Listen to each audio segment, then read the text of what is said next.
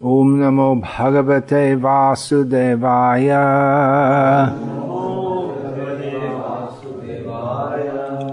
Om Namo Bhagavate Vasudevaya. Om Namo Bhagavate Vasudevaya.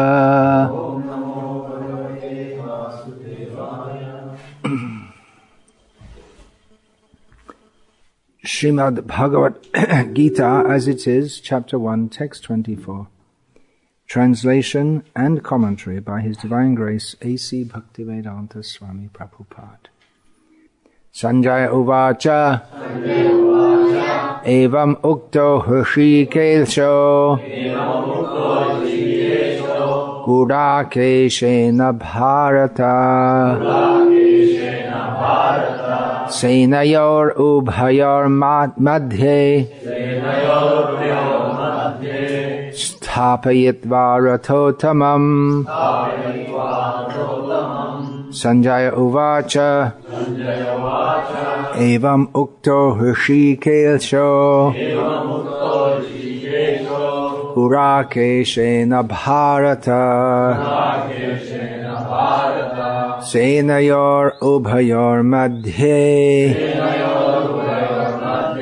Sthapayitva Rathotamam. Sanjaya said, O descendant of Bharata, having thus been addressed by Arjuna, Lord Krishna drew up the fine chariot in the midst of the armies of both parties. Purport: in this verse, Arjuna is referred to as Gurakesh. Guraka means sleep, and one who conquers sleep is called Gurakesh. Sleep also means ignorance, so don't fall asleep in the class.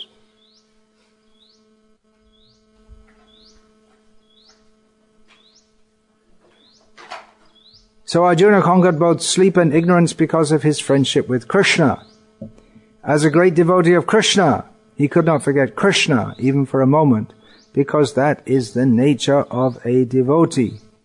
Either in waking or in sleep, a devotee of the Lord can never be free from thinking of Krishna's name, form, qualities and pastimes. Thus a devotee of Krishna can conquer both sleep and ignorance simply by thinking of Krishna constantly. This is called Krishna consciousness or samadhi.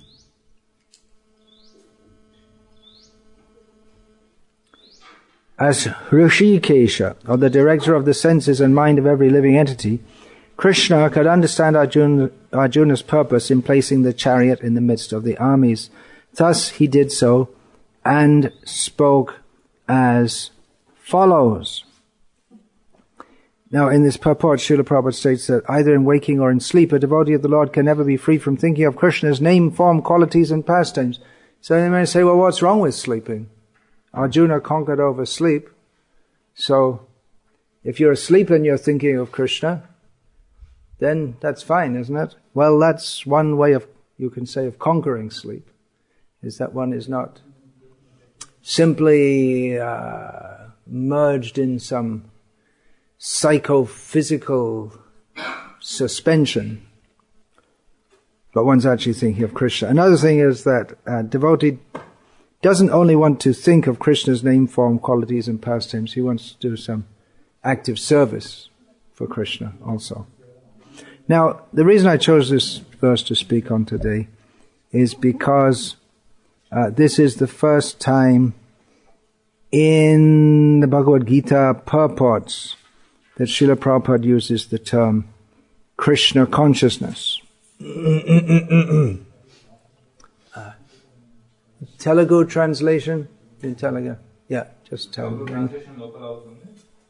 No. This is the first time that Srila Prabhupada uses it in his Bhagavad Gita, and I don't know about others, but I tend to think of the Bhagavad Gita as it is, as the first of Prabhupada's books. Not that it was chronologically composed first, but of course there are many small books, but in reading his commentaries on Shastra, the major commentaries, we begin with Bhagavad Gita, then we go to Srimad Bhagavatam, then Chaitanya Charitamrita. not forgetting the nectar of devotion. So, Srila Prabhupada uses this term literally thousands of times, and I want to speak a little bit about this term, Krishna consciousness. It is an unusual term. I remember when I first heard it, I thought it's a strange term. It's a neologism. It's a term that Srila Prabhupada made up, you could say.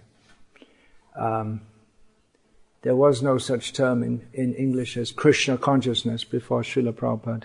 Or maybe it was one of his disciples, we don't know, but at least Srila Prabhupada introduced that and made it part of ISKCON lexicon.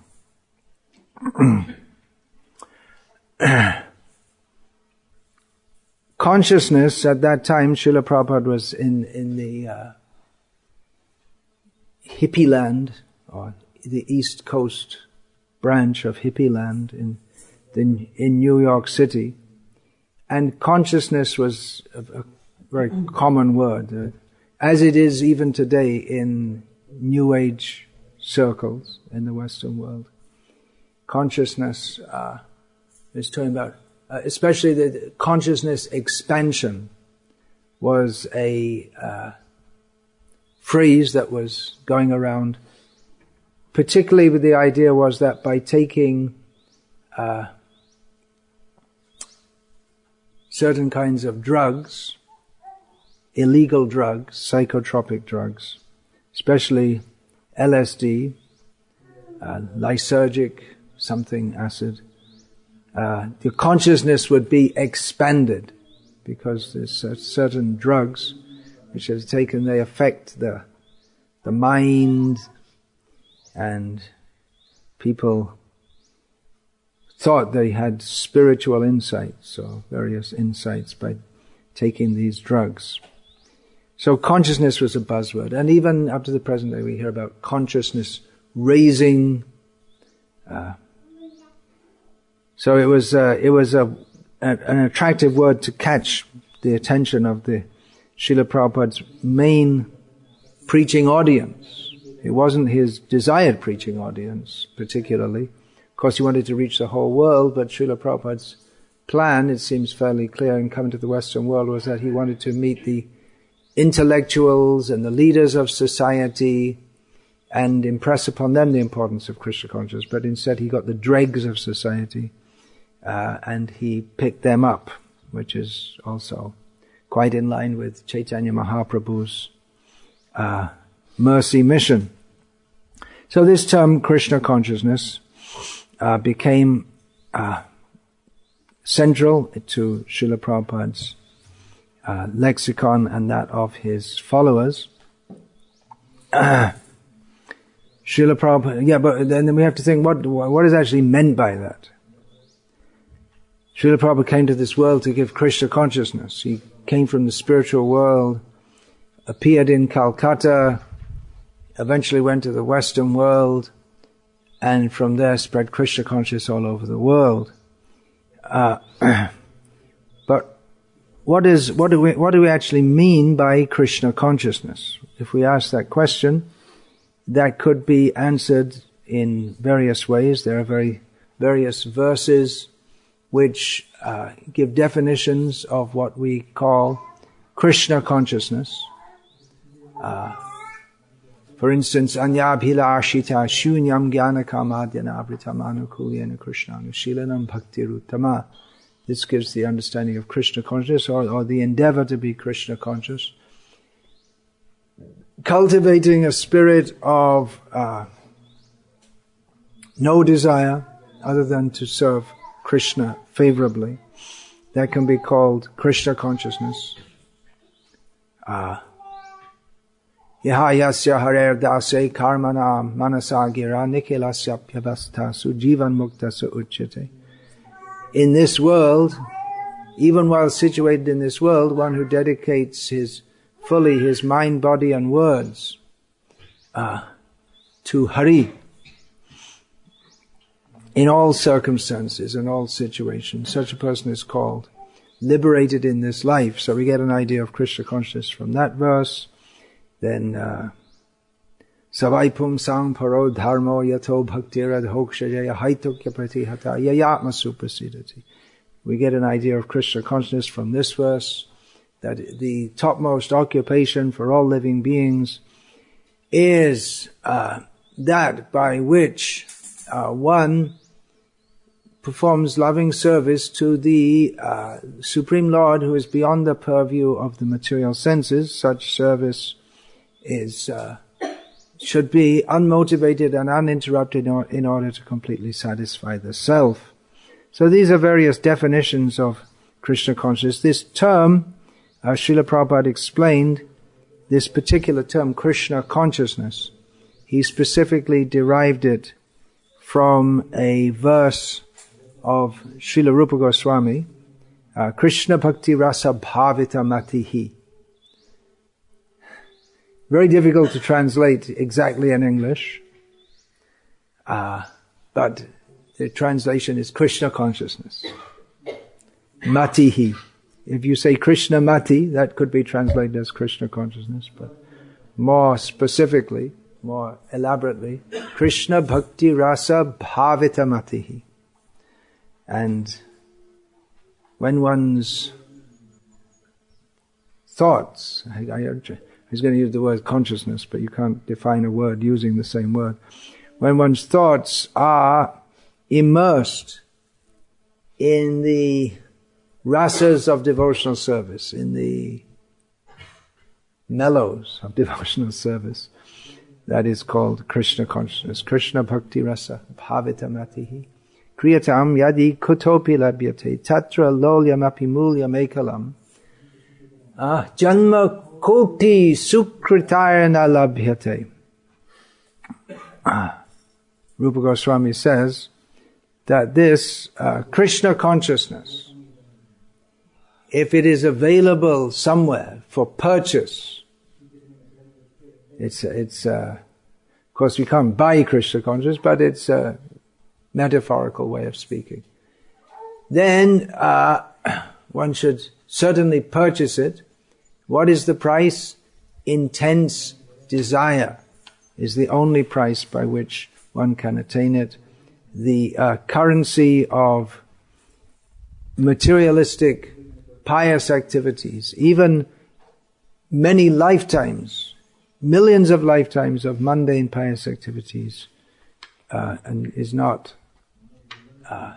suitable currency to purchase this Krishna consciousness.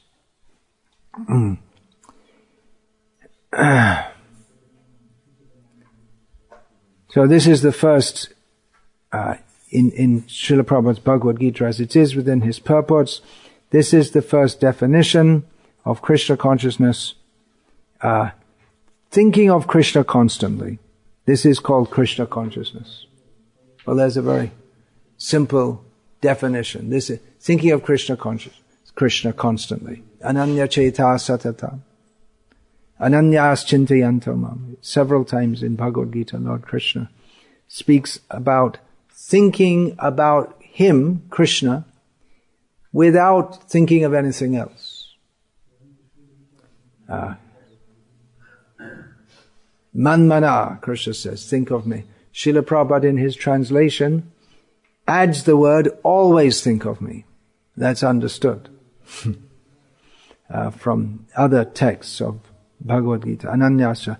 So this is to always think of Krishna. This is a very simple, straightforward, and easy to understand definition. Of course, that's also qualified by that verse that Rupa Goswami gives, that anukulyena Krishna anushilanam, because as Srila Prabhupada, following the previous acharyas, also explained, it's possible to think of Krishna in a non-favorable way. Just as Kamsa always thought of Krishna. Shishupal always thought of Krishna. But that's not bhakti. And even though Narada states that one can attain Krishna even by lower emotions, by karma, by desire, by krodha, by anger, by matsarya. But that which is opposed to Krishna consciousness, or opposed to the spirit of pleasing Krishna, that which is opposed to the spirit of pleasing Krishna, that's not what we mean when we say Krishna consciousness. It could be said to be Krishna. Well, it is Krishna consciousness in as much as one is always thinking of Krishna. But it's not what Srila Prabhupada came to give to the world. It's not what Chaitanya Mahaprabhu, it's not what Krishna wants us to do.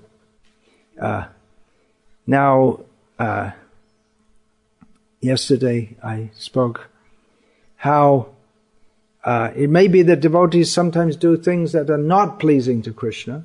For instance, in this month we're celebrating Mother Yashoda's tying Krishna up, which Krishna didn't like. But it's in the spirit of pleasing Krishna. The underlying spirit is one of pleasing Krishna. Whereas someone who's a demon may actually please Krishna, but with a different spirit.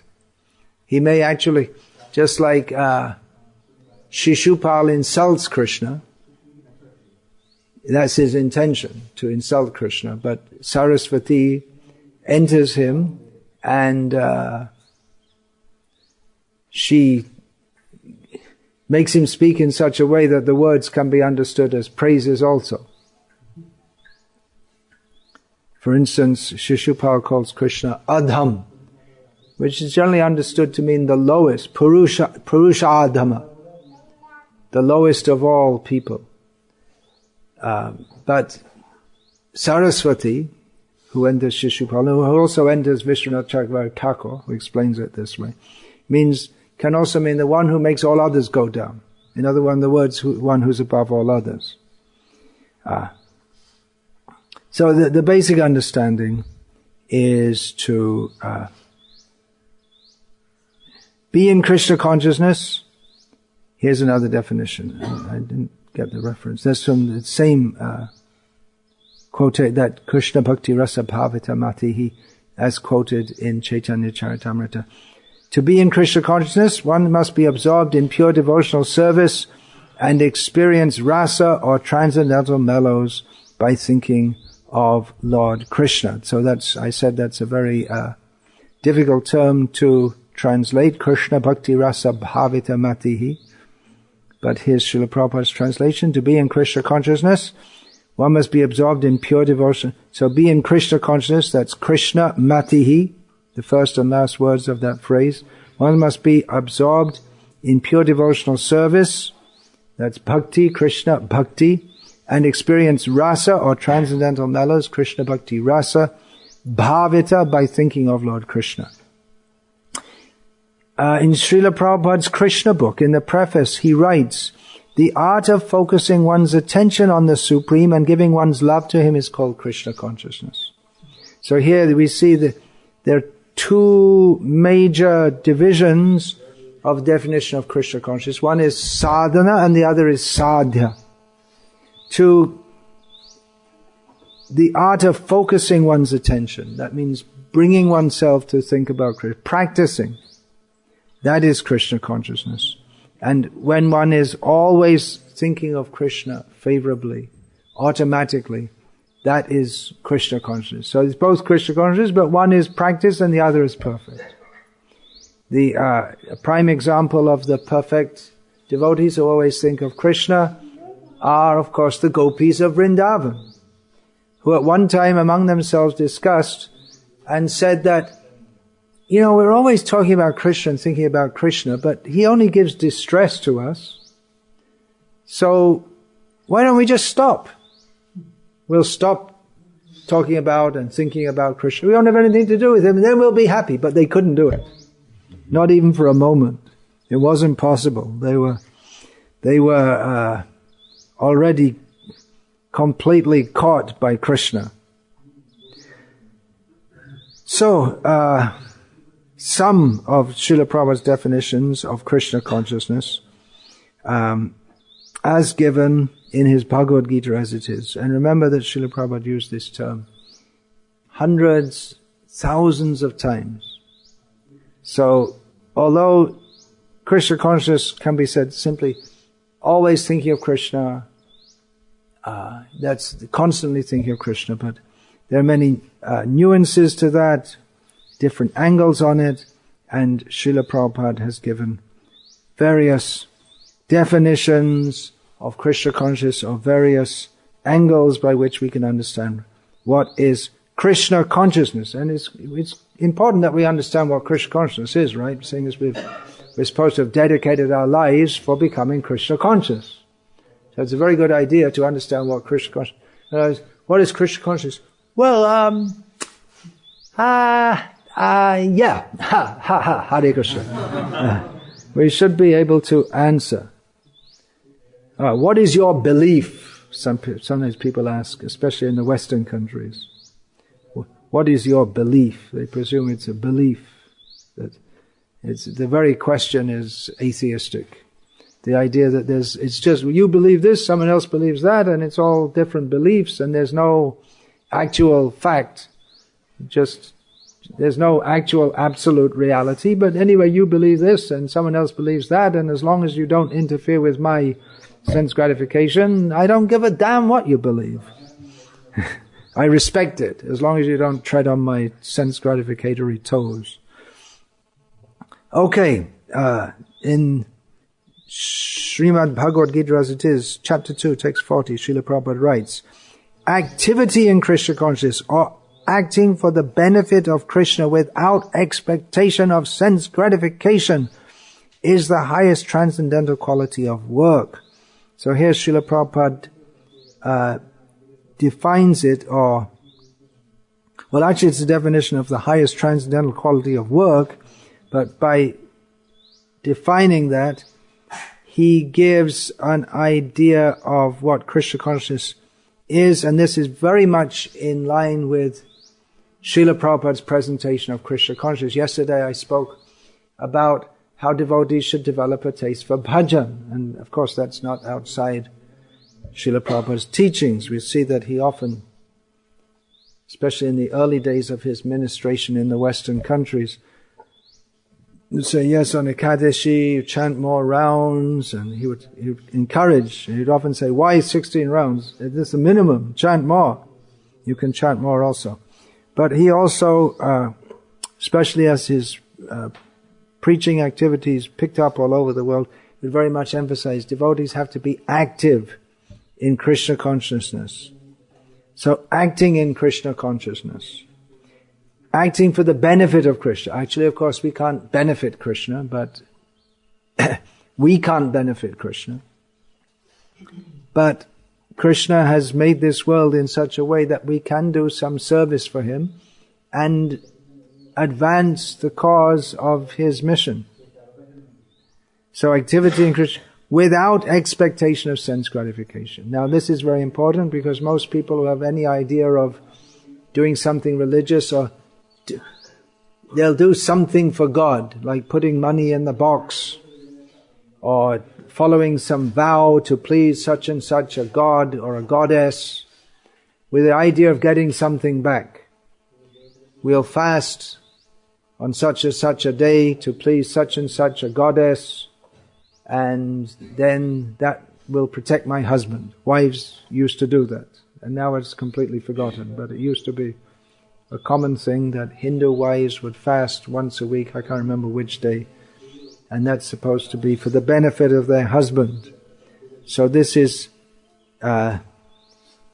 possible to do in relation to Krishna also, and that's probably the reason, or almost certainly the reason why the temple at Tirupati, Srinivas, Tirumala is most popular, because people have great faith that by putting money there, they'll get more back. And it seems to work because there are lakhs and lakhs of people going there every month. So without expectation of sense gratification, it's a completely different attitude. Acting for the pleasure of Krishna.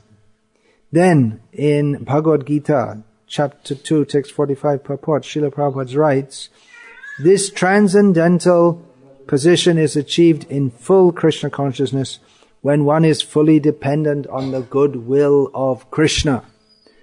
I'm just going through these very quickly, but these are all very, very important points. If we read Srila Prabhupada's books very carefully, we'll find that every line, every sentence, every word is full of so much depth that we could discuss for hours and days and weeks and lifetimes. Being fully dependent on the goodwill of Krishna. This is the surrendering process. Rakshishati vishvaso goptridve varanang tata. The faith that Krishna will protect me, Krishna will maintain me. Ashabandha.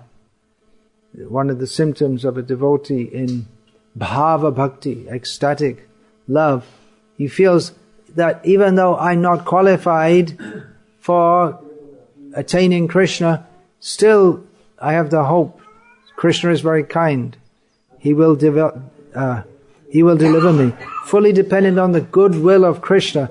In this world we can expect so many setbacks and difficulties and turmoil, and it might seem that the whole situation is against my becoming Krishna conscious.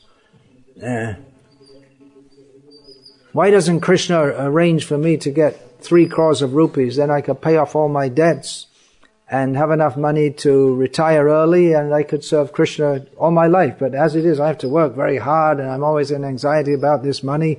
What's wrong with Krishna? He doesn't seem to understand me very well. Come on, Krishna. Where's the money? What kind of God are you? 3 crores is nothing for you. But the devotee has the faith that whatever situation I'm in, Krishna has placed me in this situation for my benefit, I'm in this situation due to my previous activities, but Krishna has very kindly manifested himself to me through Guru, Sadhu and Shastra. So let me serve Krishna according to my, as best I can according to the situation. This of course is the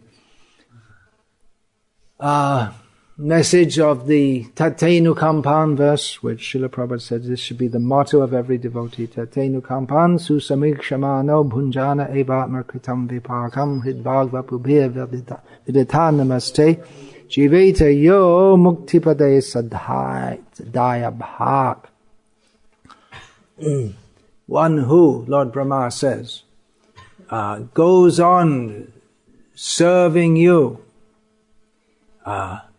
despite all difficult situations, thinking that I'm in this situation due to my previously committed activities, but let me go on serving Krishna, expecting his mercy, serving Hridvag Vapubi. We find these terms or slight variations on them throughout the Bhakti Shastras. With the heart, with the words, with the body, one dedicates them all fully in the service of Krishna, expecting Krishna's goodwill.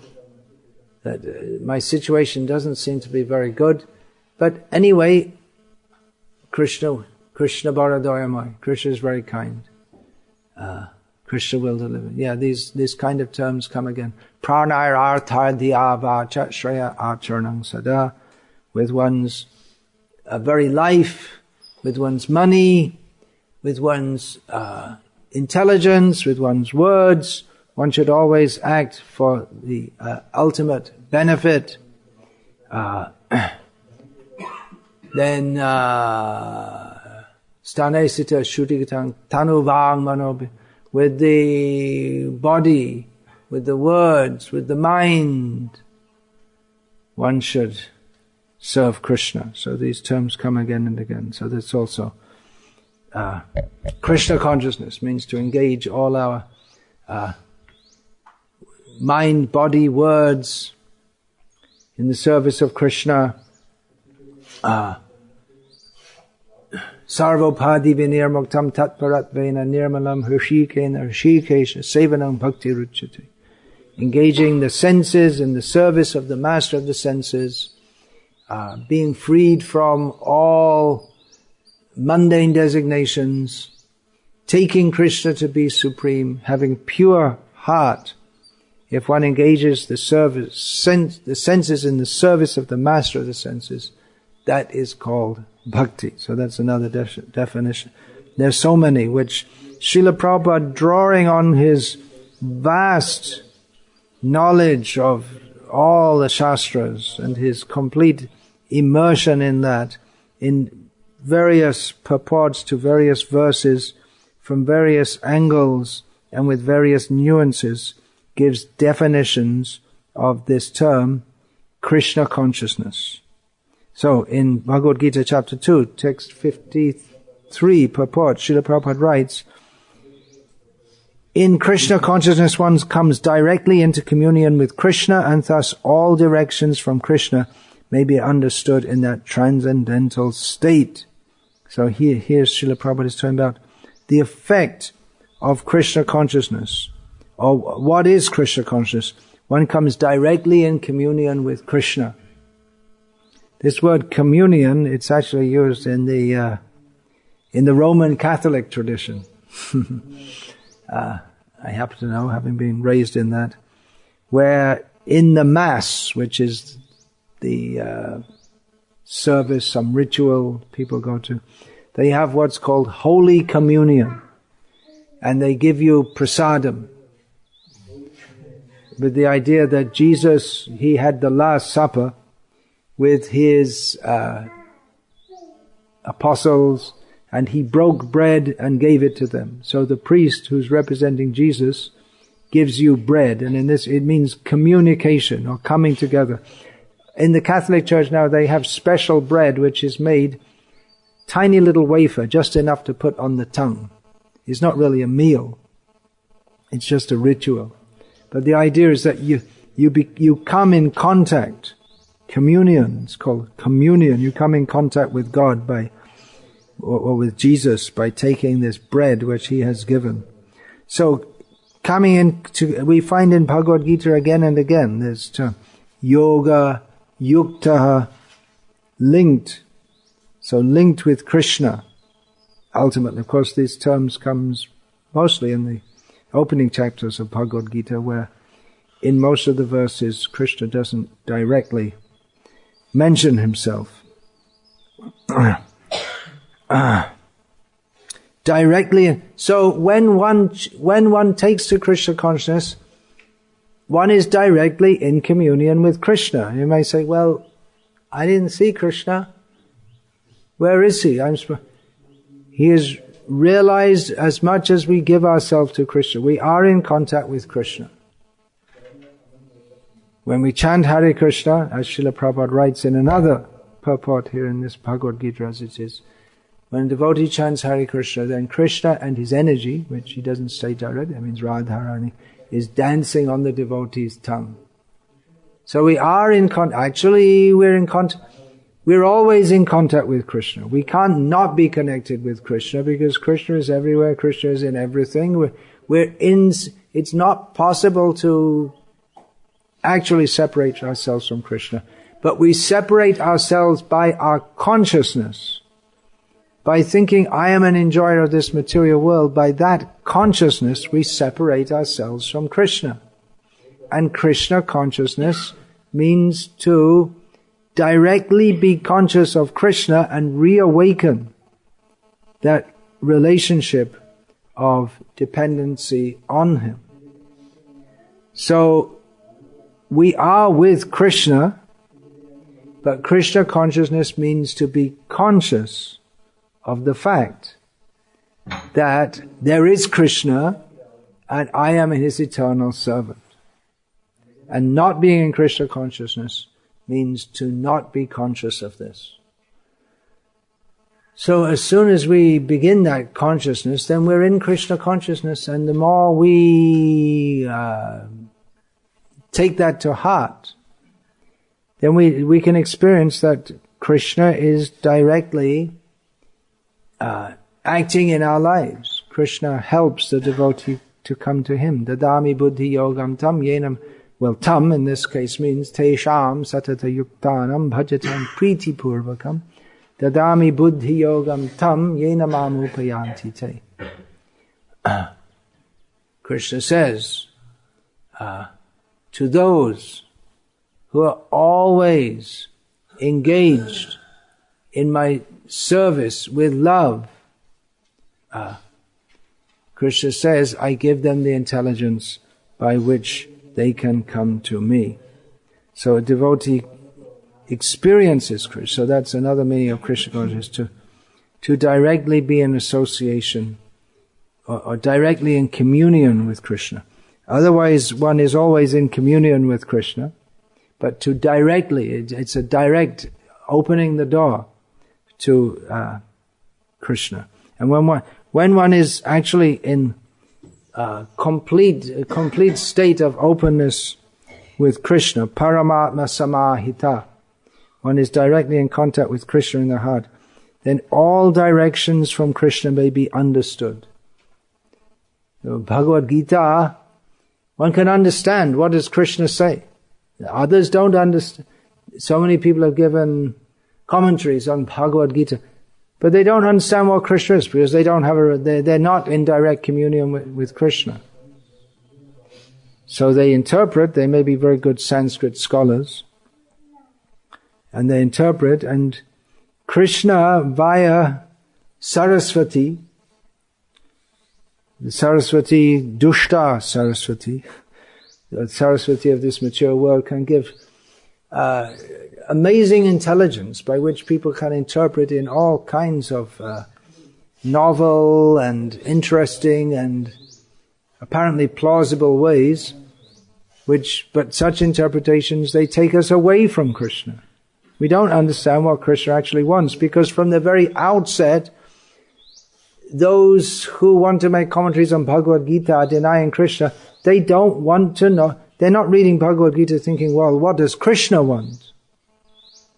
The whole point is, what Krishna wants, what he wants to convey to Arjuna, what he wants Arjuna to do, that is borne out by Arjuna's ultimate acceptance of Krishna's words, Karishe vachanam tava, I'll do what you say, Krishna.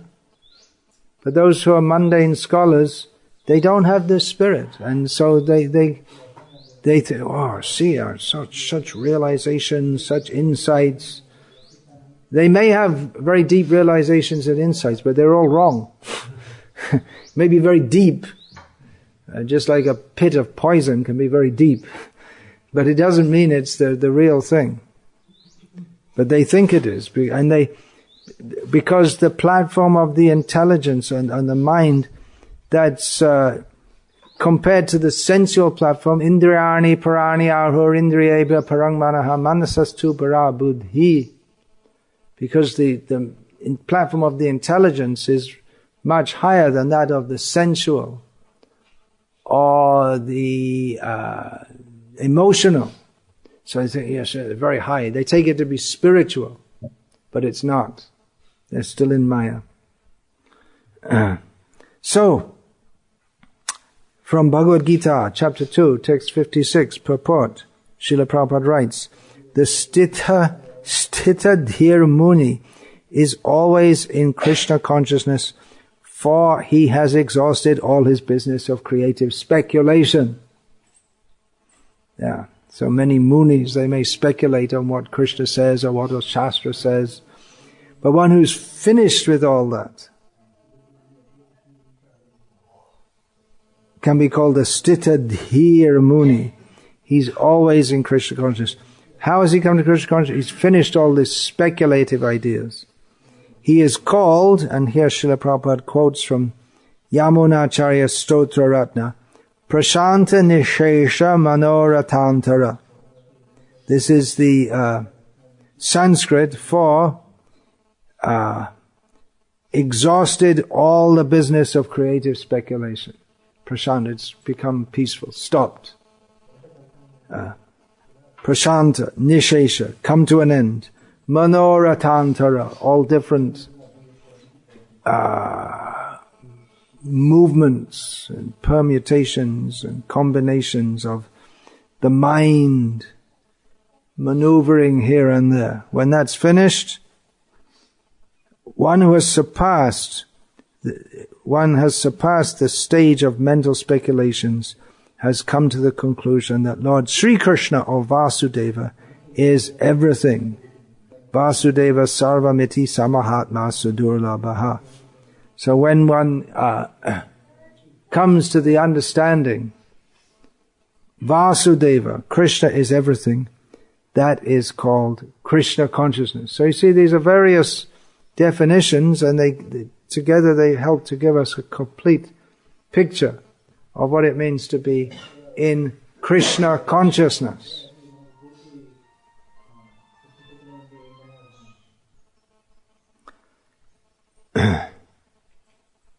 These are all from the second chapter of Bhagavad Gita. You may say, well, in the second chapter, Krishna hardly doesn't seem to speak very much about bhakti at all.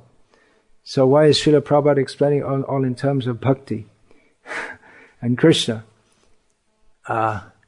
Well, in Bhagavad Gita, Lord Krishna says, Yo mang pashyati sarvatra sarvang cha mai pashyati tasyaham tasyaham na pranashyami sachame na pranashyati. Krishna says, one who sees me everywhere and everything in me, to him I am never lost and he is never lost to me. So, if one can see Krishna everywhere and in everything, then why not in every verse of Bhagavad Gita, which Krishna himself directly speaks? So in Bhagavad Gita chapter 2, text 63, Srila Prabhupada's purport, he writes, a person in Krishna consciousness knows how to use everything in the service of the Lord. Therefore, he does not become a victim of material consciousness. This is another symptom of Krishna consciousness. How to use everything in the service of the Lord. So, that's just a short statement, but it gives the whole understanding of Yukta Vairagya as compared with Falgu Vairagya. People who see that this world is a very dangerous place. It's all Maya. Sarvang Kalv Idang Brahma. The Upanishad says everything is Brahma, but those who are very afraid of this material, they see it's all Maya. Everything here is Maya. Leave it, avoid it. But a devotee knows that everything is Krishna's property. Everything is given by Krishna. So everything should be used for the service of Krishna. And in this way a devotee can live in this world seeing everything in relation to Krishna. That's another aspect of Krishna consciousness. To see everything in relation to Krishna. And think and know and be given the intelligence how to use everything in relation to Krishna. And in this way a devotee lives in this world in Krishna consciousness without becoming a victim of material consciousness. So you can see all of these terms have so much import. A devotee is only concerned with the satisfaction of Krishna. In Bhagavad Gita, as it is, chapter 2, 664, purport, Srila Prabhupada writes, although the person in full Krishna consciousness may apparently be on the sensual plane, because of his being Krishna conscious, he has no attachment to sensual activities. The Krishna conscious person is concerned only with the satisfaction of Krishna and nothing else. So this again brings out the purport of Yukta Vairagya. Devotee engages his senses in the service of Krishna. He might appear to be on the sensual plane. Why is a devotee so active in the world, and why is he cooking such nice foods and arranging money for various projects? Because he's in Krishna consciousness. He's not a materialist. Srila Prabhupada wrote in one of his early Back to Godheads, which he published before he came to America, that people see me as a sadhu and they say he's a very strange sadhu because he's always busy running around to the getting money, going to the paper market, selling magazines, haggling with the paper seller over the price, all these things. It may seem that he was a businessman and he's become more business-minded after becoming a sadhu. So what is this? And Srila Prabhupada explained that this is all done for Krishna, so it's all transcendental.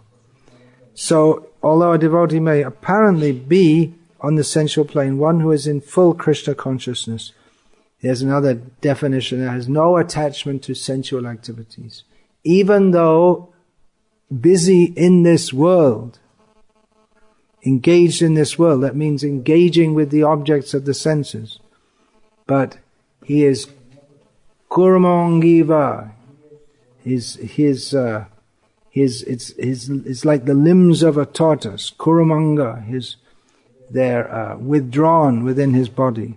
In other words, his senses don't interact with the sense objects for the purpose of sense gratification. But seeing that everything in this world is for Krishna's service, I'm also meant for Krishna's service. My senses are meant for serving Krishna.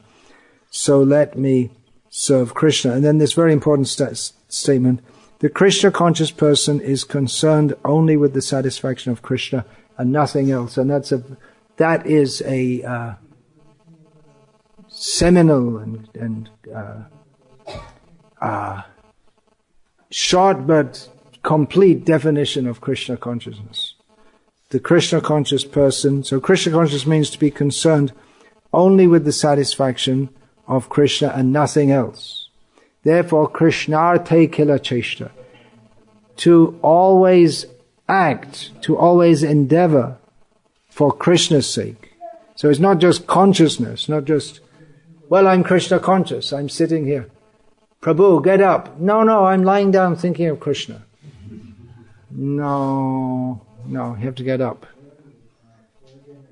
Yeah, and actually do some activities in Krishna conscious. So Krishna conscious means consciousness, but it means also not just that one's conscious of Krishna, but if one's actually conscious of Krishna, then he will act for the satisfaction of Krishna. It's not enough to say, well, I'm Krishna conscious, so that's it. I'm always thinking of Krishna, so what do I need to do? Well, if you're thinking of Krishna, then there are so many things to do in Krishna's service. I'll finish here now, and Krishna willing, we'll continue this later, tomorrow. Hare Krishna. Any questions about what has just been said? Yeah.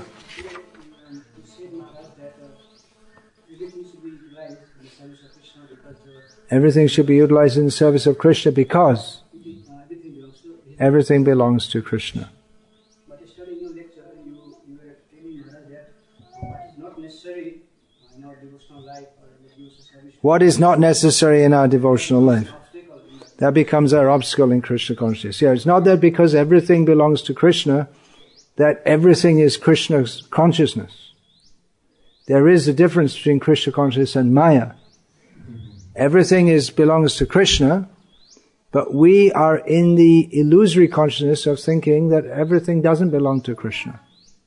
So if we act in that consciousness, that's not Krishna consciousness. Looking like it's the most difficult thing to understand. Well, it is for most of the jivas in this material world. It's not all one. Everything's all the same. So just, everything's Krishna, so whatever I do is Krishna conscious. No. That's not a fact.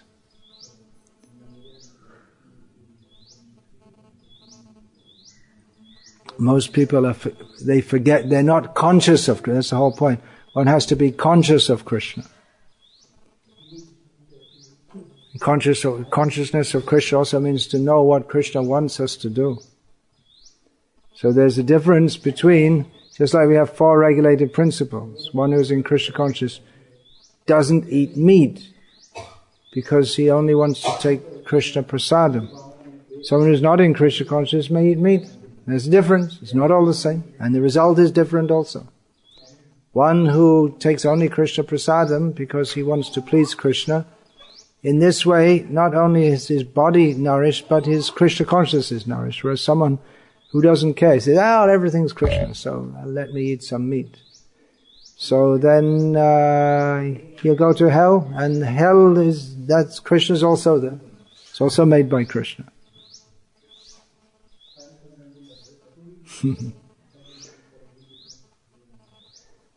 Hare Krishna. Srila Prabhupada ki jai. Hare Krishna. All glories to Srila Prabhupada.